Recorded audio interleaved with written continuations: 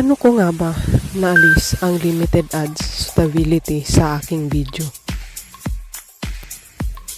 As a monetized channel, now ko lang na-encounter na may yellow dollar sign pala sa YouTube. Pag clinic mo yung limited, ito yung lalabas. Limited. This is running limited or no ads due to content identified as not suitable for the most advertiser.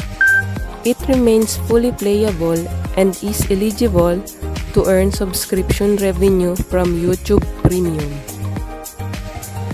Sa madaling salita, ang video ko daw po ay playable naman po. Kaso, limited or walang ads na papasok kasi daw po may content daw na hindi suitable kay YouTube or sa mga advertiser. Alam naman natin na yung mga ads, dun tayo kukuha ng revenue. So, sayang lang ang in-upload nating video kung walang papasok na mga advertiser. Pag clinic mo naman ang ad suitability, ito naman yung lalabas. Bale, same meaning lang po ang binigay ng limited at ad suitability. So, ito ang ginawa ko para maalis ang limited suitability sa aking video. Sa baba ng ad suitability, click nyo ang request review. Lalabas po ito and click nyo lang po yan ng check. Then, request video.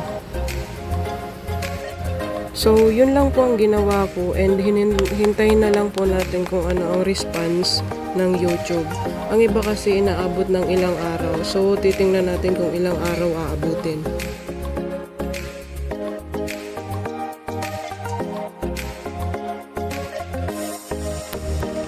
So guys, after 3 days of waiting sa request review ko, nag-email po ang YouTube sa akin.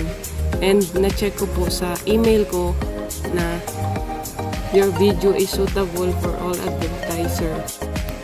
So guys, okay na po yung video ko. Ibig sabihin may ads nang papasok sa video na ginawa ko nung isang araw. Guys, as per checking, ayan po, okay na po yung monetization ng video na in-upload ko nung isang araw. Kung hindi pa rin effective yung ganong ginawa ko, try nyo po yung palitan yung title, description, or kaya yung thumbnail ng video nyo.